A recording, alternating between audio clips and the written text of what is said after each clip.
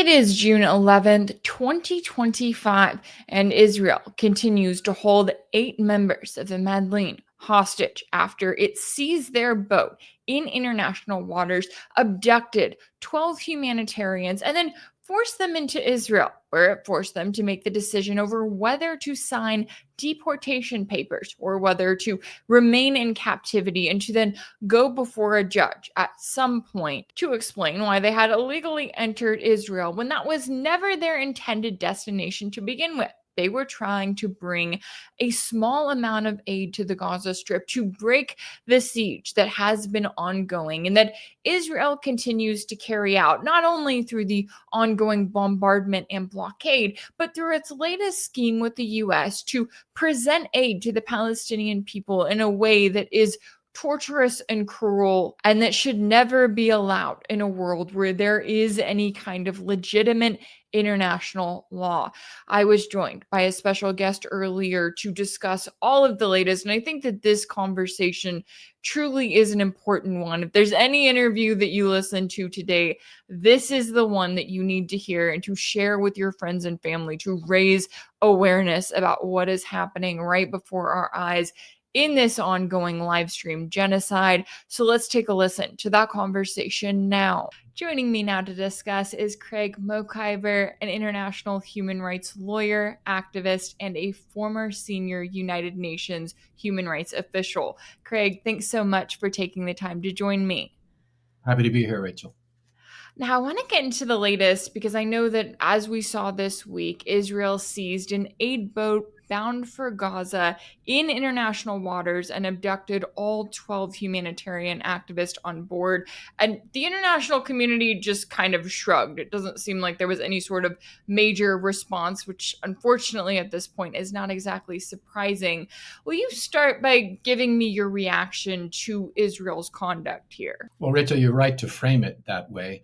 This is an act that can only be carried out by a regime that is confident in its own impunity. And indeed, Israel's impunity has been guaranteed for decades by the United States, the United Kingdom, Germany, other Western powers, that gives it the audacity to carry out such blatantly unlawful and deeply immoral acts as the seizure of the Madleen.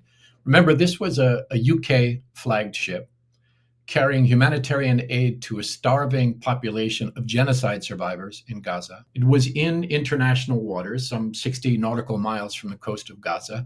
It was not in Israeli waters. It was not headed toward Israeli waters. It never entered Israeli waters.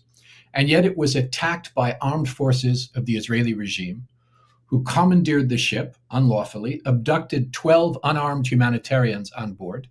These are citizens of France and Spain and the Netherlands and Sweden and Germany and Turkey and Brazil, all for daring to bring baby formula to starving infant survivors of a genocide. And this was not the first time.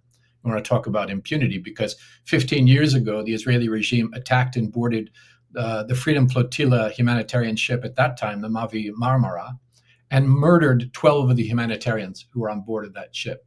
And then just last month, it bombed the humanitarian ship of the flotilla called the Conscience in international waters off the coast of Malta. It bombed that ship. And indeed, this is a part of an even broader pattern of impunity. The Israeli regime literally has the world record for the killing of humanitarians. In just the recent upsurge of genocide in the past year and a half, it has murdered 310 UN staff alone, many along with their families. And this in addition to blocking aid trucks, destroying aid facilities, attacking aid convoys, imposing an unlawful 18-year blockade on Gaza in the first case, and now an intentional policy of starvation against the entire civilian population. And because the government of the US and other Western governments guarantee the impunity of the regime, up to including the use of the veto in the Security Council, the Israeli regime has grown increasingly bolder and bolder in the perpetration of international crimes. And this, too, is an international crime that violates a number of international legal provisions that I'd be happy to talk about. Yeah, and I'm glad that you bring that up because at this point, and It has been incredibly frustrating, and I'm sure, especially so from your standpoint and the position that you're in, to watch the ways in which, exactly as you were saying there, Israel has become more and more bold, right? When we talk about genocidal rhetoric, it's written all over the Israeli officials who brag about exactly what they're doing. And you look at international law as we know it, and you really have to question, do we actually have a system where we have any kind of international law that can be applied here? Does it all come back to the United States and, kind of, as you were saying, the role that it plays in safeguarding Israel and making it so that anyone who feels like if they stand up, if they speak out, kind of in the way that South Africa has, then they are going to be targeted left, right, and center by the US and by Israel? That's what it comes down to. I mean, this is not an isolated act.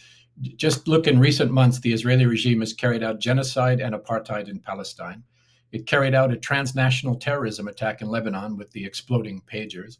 It has carried out thousands of armed attacks in Lebanon, Syria, Yemen, and Iran during this period. It has continued to unlawfully occupy territory in Palestine, Lebanon, and Syria as well. It has carried out several extrajudicial executions on foreign territory. It has used its proxies in Western countries to harass human rights defenders and to corrupt governments. It holds unlawfully stockpiles of nuclear, chemical, and biological weapons. And it is governed by a far-right, deeply racist, and fundamentally violent regime. None of this could be sustained without the full protection of the government of the United States and other Western allies, such as the UK and Germany that I mentioned, the European Union as well. It would not be sustained for a week if it weren't for that. That is impunity. That is the definition of impunity. And, the international community has a responsibility to respond. The UN, the Security Council, the General Assembly, individual member states have a duty to expel, to isolate, to embargo, and sanction the regime. And yet we don't see much of that happening. Instead, what you see is Western governments even sacrificing the rights of their own citizens. I listed the nationalities of the members of this crew, for example, sacrificing the requirements of international law, the imperatives of morality, all just to defend the impunity of this one oppressive foreign regime called Israel.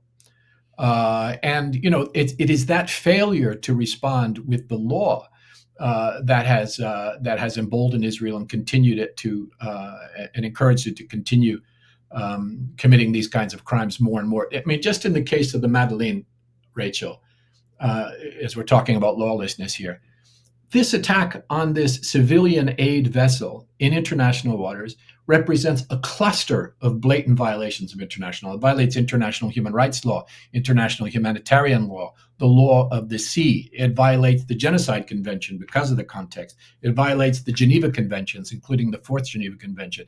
It violates the International Covenant on Civil and Political Rights because of the unlawful detention and treatment of these humanitarians.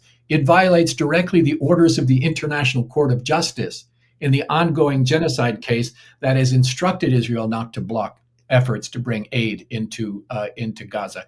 And then even beyond that, this was a UK-flagged ship, which means it was effectively UK territory, meaning that the criminal law of the UK, and by the way, of the 7 countries of nationality of the abducted crew members, also apply here. It's a violation of that criminal law because of this attack.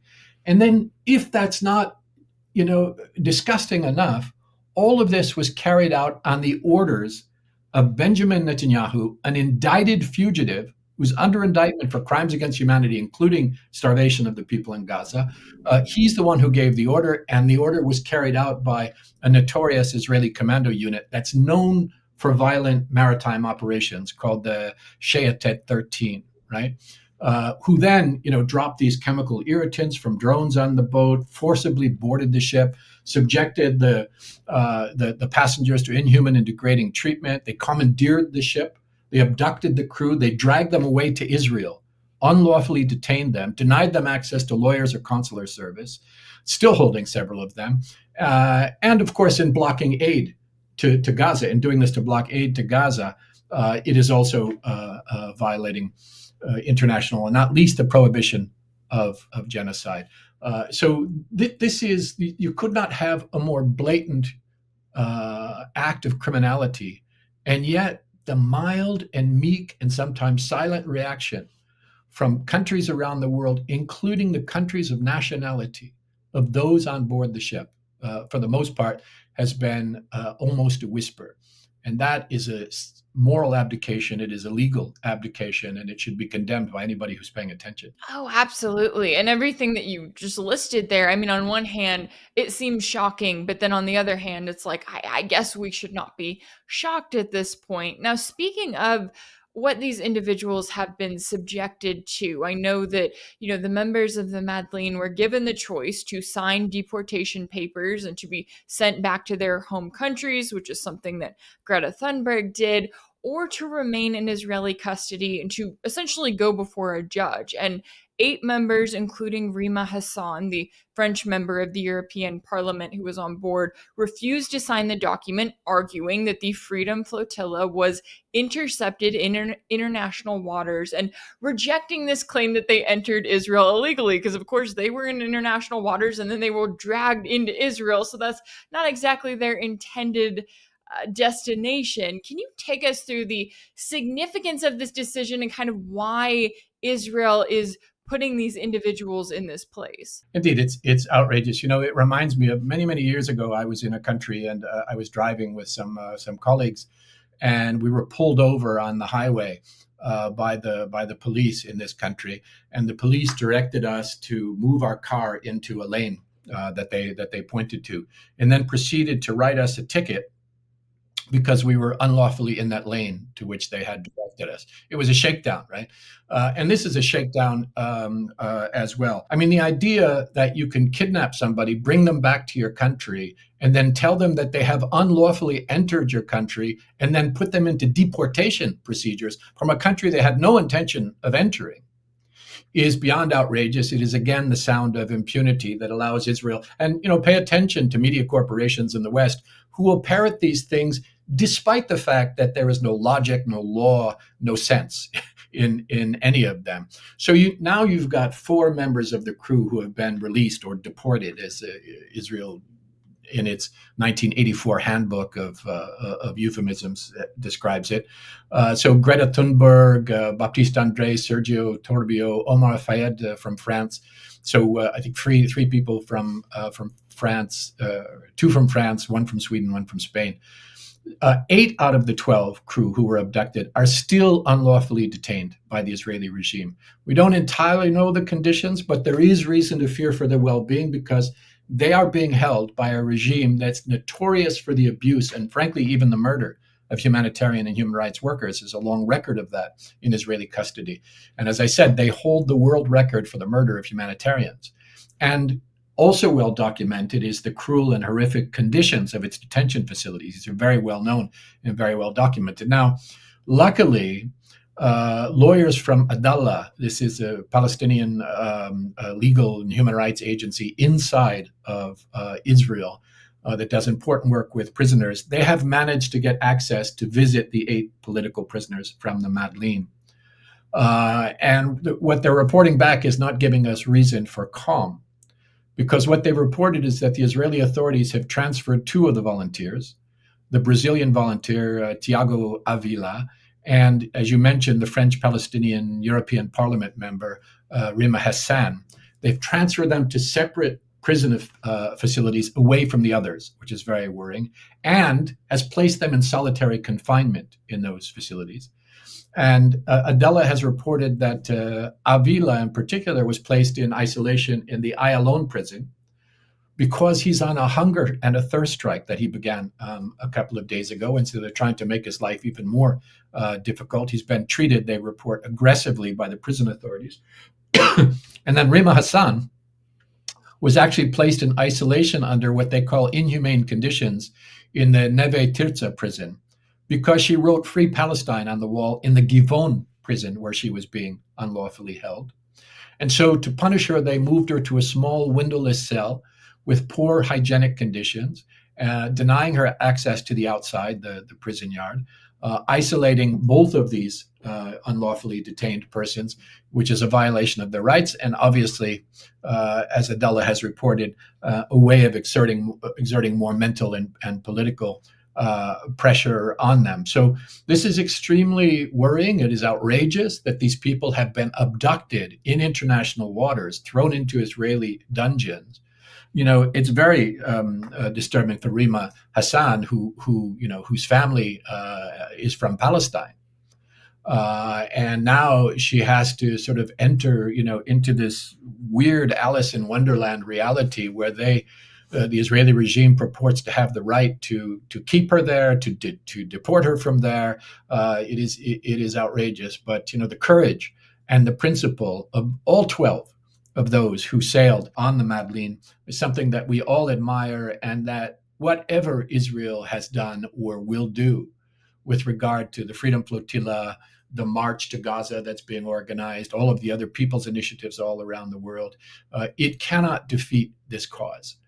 And I think the people on the Madleen have encouraged many thousands, perhaps millions around the world to step it up and to take more action to resist the horrors of this regime, to end this genocide and the apartheid that the Israeli regime practices, and to work for a free Palestine. Yeah, and it's been interesting to watch kind of the media coverage. And I know people like Piers Morgan look at this and they say, oh, well, it's just some sort of stunt that takes away from the Palestinians. And it's like, no, this raises awareness about the Palestinian cause. And it also raises awareness about the fact that even though, yes, you think the Gaza Strip, they have coastline, Israel has attacked and targeted fishermen for many years now, and especially over the last few years. And I know that, as you're looking at this and as you followed this, you, of course, resigned from your role as the director of the New York office of the UN High Commissioner for Human Rights back in October 2023. So you saw this early on immediately. And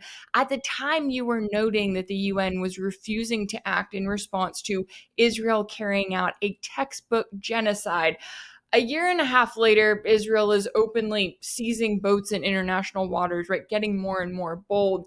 How do you see the UN's continued refusal to act at this point when the evidence of this genocide is simply overwhelming? Well, I think you have to be specific about which UN you're talking about. I always like to point out that there are at least two UNs. There are the political corridors of the UN, represented by Secretary General, the High Commissioner for Human Rights, the special advisors, the intergovernmental bodies on the one hand. And then you have the part of the UN that has been absolutely heroic on the other side. So the independent human rights mechanisms of the UN, like the Special Rapporteur on Palestine, Francesca Albanese, many other special rapporteurs, the Commission of Inquiry, the humanitarians, they've all done absolutely heroic work.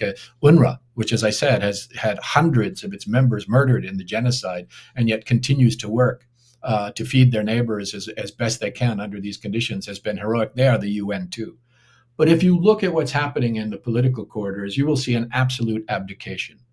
Now, some of those failures are by design. So the Security Council cannot act to impose a ceasefire, to deploy an international protection force, to impose sanctions on the Israeli regime, to do any of the things that we would expect it to do in a circumstance like a live-streamed genocide, because of the US veto, and that is by design.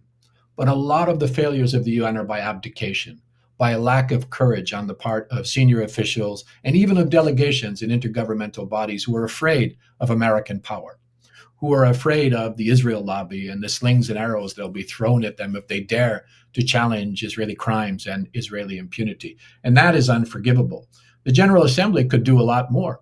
It could act under the Uniting for Peace resolution to call for sanctions against the regime, to form a protection force to be deployed to Gaza, to mandate the genocide mechanisms that were so helpful in ending the genocide regime in South Africa. There are lots of things that the General Assembly could do but has not yet done. It could remove the Israeli regime's credentials so that it could no longer. Can you imagine all this time of attacking the UN itself? The regime still has credentials, still has voting rights, still is able to walk in the halls of the UN headquarters and obstruct its activities from that side as well. So we expect that we need much more public pressure on the General Assembly, on the Secretary General, on the High Commissioner for Human Rights, on the offices of the special advisors, for those bodies to take the action that they are mandated to take. Every day where Israel is afforded impunity, it ratchets up its violations. This is a very dangerous regime. It is a danger not just to other countries of the region and to civilians inside of Palestine and all around the region, but to all of us on the outside who are subjected also to attacks from Israel proxy groups and from Israeli corruption of our own governments that are passing laws and mobilizing law enforcement to silence us from speaking out against Israeli genocide, Israeli apartheid, Israeli colonization. So that impunity will only grow. And so what's happening now, Rachel, is that people have understood that our governments are corrupted, our international institutions are weak, our international courts move, but they move slowly because Israel is on trial for genocide in the International Court of Justice. That's good. Israel's leaders are the subject to arrest warrants for crimes against humanity in the International Criminal Court. That's good. The UN mechanisms have pronounced, all the international organizations. But nothing is going to happen without a massive mobilization of people. And that's why you see things like the People's Tribunal on Gaza. That's why you see things like the flotilla. It's a people's flotilla, the Madleen and others. That's why you see the People's March to Gaza that is just starting now. That's why you see the people's encampments on campuses and the people's marches in the capitals of countries all around the world. People are standing up to say no more, not in our name, not with our money, and to push back against official institutions who have either failed to do what they can to stop it or which are directly complicit, like the US government, the German government, the UK government, to put an end to this. And that movement is only going to grow.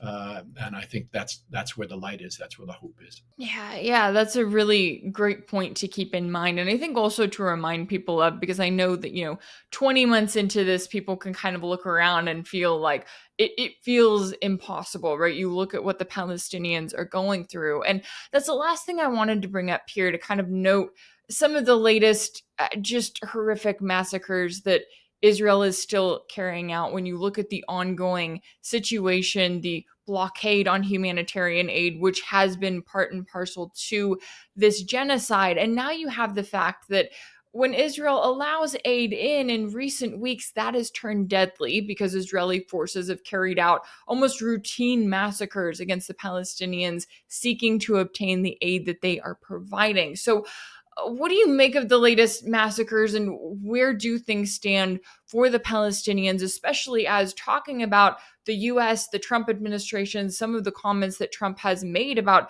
really talking about and trying to normalize the extermination of the Palestinian people from their land? Well, one thing that I'm happy, I don't know about happy, but one thing that I'm pleased is progressing is, people seldom now talk about the U.S. as some kind of independent actor or a mediator. Increasingly, people have recognized that the U.S. is not just complicit in the genocide in Palestine, it is a co-perpetrator in the genocide in Palestine. And nothing it gives you more evidence of this than, of course, Trump's mad statements about colonizing Gaza directly and so on, but also the schemes in which it participates in. This so-called Gaza Humanitarian Foundation that you hint at there. The three principal actors in that are the Israeli occupation forces, American mercenaries and private military contractors, and armed gangs stood up by Israel to be a part of this plan. The massacres are not a bug in the plan. They are a part of the plan, because this is not an aid plan. It is what I've said is a hodgepodge of Israeli and U.S. Intelligence agencies, sketchy finance firms, mercenaries, private military contractors, posing as humanitarians, but actually set up as a part of the Israeli regime's strategy of occupation and the final phase of its genocide in Gaza. Set up, by the way, by Israeli and U.S. governments using CIA and Mossad operatives and so on. And of course, this has been condemned by all credible humanitarian organizations, including the UN and other international aid groups. They have all condemned it as a cynical ruse. It was not set up to feed people. It was set up, as I said, as a part of the genocide, as a part of the ethnic cleansing. First, they needed a fig leaf to tamp down Western public pressure on the Israeli regime. as a kind of a smokescreen for genocide, because the whole world was watching as Israel starved 2 million people intentionally. They were getting a little heat for that. They said, okay, so we'll pretend that we're delivering aid. Secondly, they set it up as a vehicle to get the UN out of the way of the genocide plans, because the UN, UNRWA in particular, is the main lifeline of the people in Gaza. And UNRWA's presence makes the completion of the genocide difficult, if not impossible. So this is a way to get the UN out of the way, and all those thousands of aid trucks lined up waiting to get in out of the equation. And then thirdly, it was set up as a specific tool to drive the survivors of the genocide southward into a handful of what have been called concentration camps, and that way clearing the north of Gaza and the center and concentrating survivors, literally, in these concentration camp areas, either for forced departure or ultimately for death. So you had this effective UN humanitarian aid distribution network that is still capable, in spite of all that Israel has done to it, of getting the job done, with thousands of trucks waiting outside the checkpoints.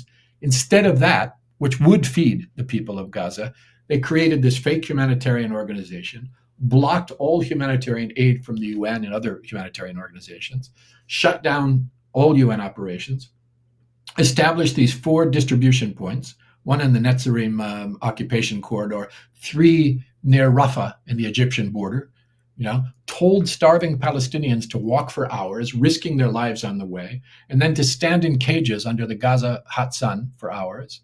Some of them are abducted by Israeli occupation forces before they even get to the cages. And if you get abducted, that could mean beatings, torture, sexual assault, disappearance, for many death. And then those who get past the Israeli forces into the cages, many of those are turned away from the distribution lines. Most people are too far away, too weak, too sick, too disabled, too pregnant, caring for children, or otherwise unable to reach those distribution points. And then we've seen many of those who do reach it can be shot down by Israeli quadcopters and tanks and snipers, right? I think we're approaching 200 now. People have been killed in these aid traps, hundreds more wounded. We don't know how many more abducted by the Israeli occupation forces. And then imagine, Rachel, you get through all of that. If you succeed, you get a meager package of food, which is well below nutritional requirements for you and your family. It's mostly dry goods with no clean water or fuel to cook it. And then while you're looking in your box, Israel is systematically destroying your homes, your tents, your refugee shelters. So you have no place to go home to. So that is not an aid plan. That's a plan for ethnic cleansing. It's a plan for genocide. And it's being perpetrated by the government of the United States alongside the government of the Israeli regime. Wow, that is, I had read into it, but I think listening to you describe it, and I hope that, the people that are watching this interview are able to see how much thought went into this on behalf of the US and Israel, but how many different points they decided to carry out to intentionally torture the Palestinian people, and the fact that this has obviously been decades ongoing in the making to get us to this point where now you have a US government that is trying to further normalize the genocide that is being live streamed right before our eyes. There is certainly a lot at stake here, and I really appreciate you taking the time to join me today to really educate my viewers and the people that are watching this interview on where things stand and really what they need to be aware of here. Craig Mokhiber, an international human rights lawyer, activist, and a former senior UN human rights official. Thank you so much for your time and insight. Well, thank you, Rachel. Thanks for covering these important stories, and thanks for having me on. If anything in this video resonated with you, be sure to like it, share it with your friends, leave a comment. And as always, don't forget to subscribe. And if you want to keep up with all of my work, make sure that you're subscribed to my page on Substack. That's rachelblevins.substack.com.